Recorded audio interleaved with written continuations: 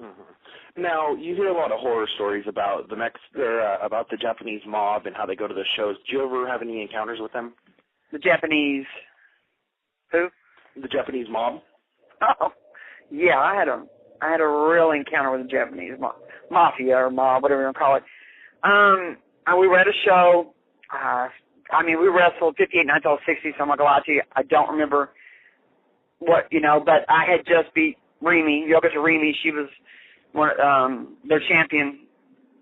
And I came out, after wrestling 30 minutes. I was tired. I was sweaty. I didn't want to, you just are coming out of the ring and just, focused to go back to the bus. We were all on a bus. I felt like I was in Disney World.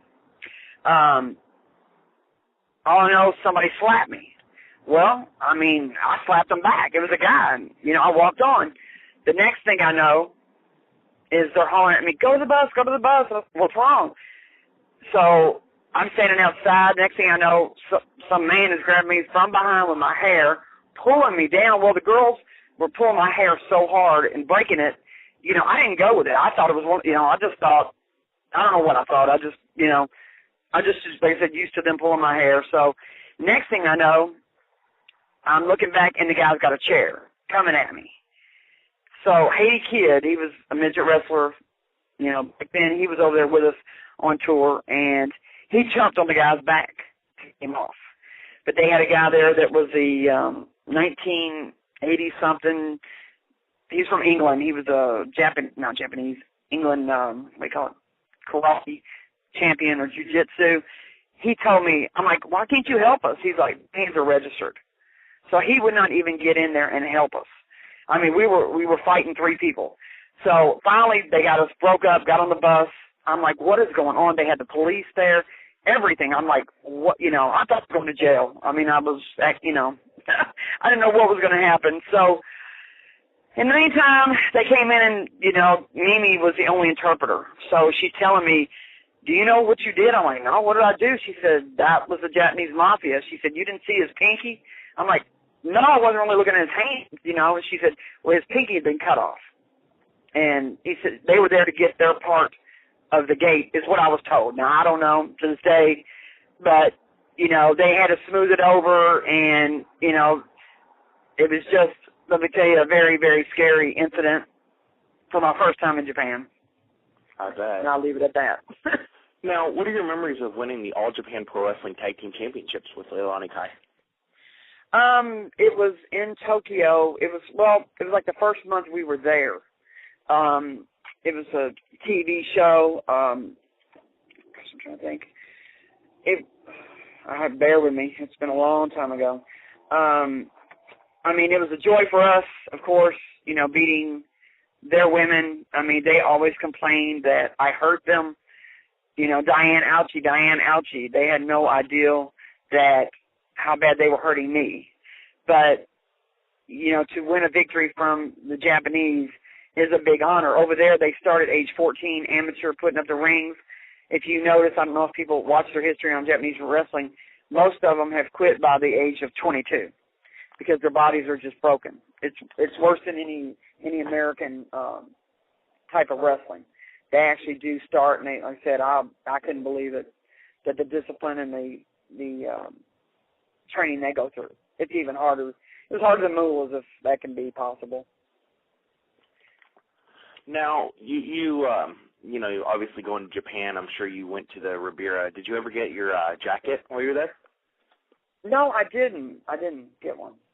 Didn't get a jacket. Now, memories of your tours to Trinidad, including your match with Princess Jasmine. Oh, wow. It was, it's a beautiful trip. The Sheik had actually ran that show, Ed Farhat, another rest in peace, everybody talking about, basically, and Jasmine, the same. Beautiful hotel, Holiday Inn, the best of the best. Next door to us was the American Roller Derby. Well, we sold out, and they had like 5 people because some of the people would go there and walk and, come back. But the ring was terrible. We fell into the ring. The ring collapsed on us. So evidently in Trinidad they don't know how to put up a ring. And we worked one show. We were supposed to leave there and go to Grenada. But if you look back and check your history books, the next day, that's when Grenada was invaded. So they were all going to leave us there. They were going to leave us in Trinidad.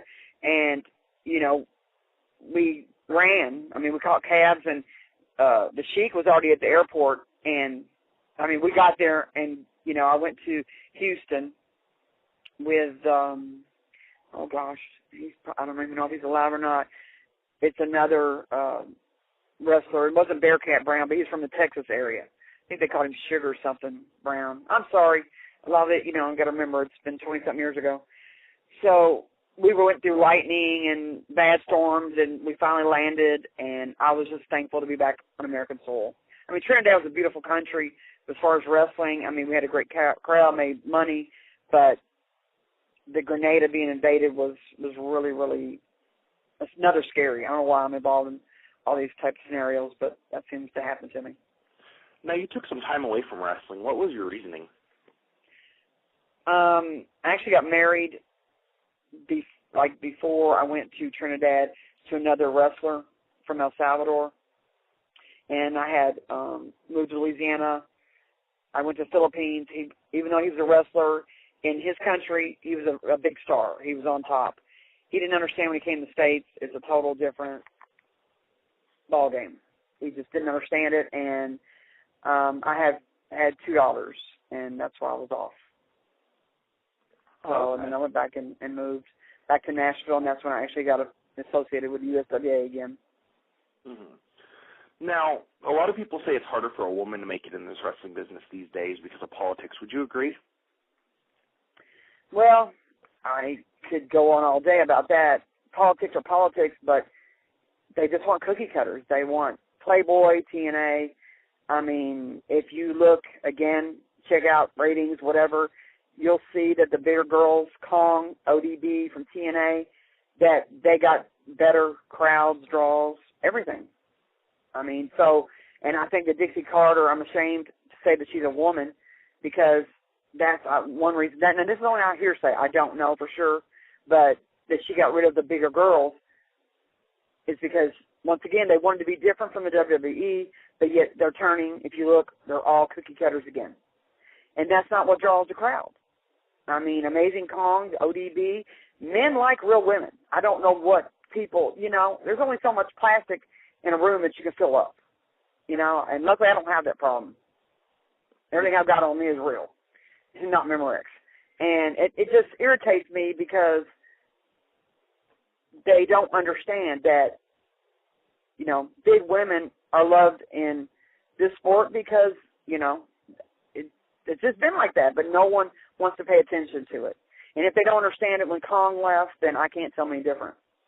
You know, 80,000 people turned the channel after her match when Sting and Abyss came on. So if that tells you about ratings, then they need to look at their own history.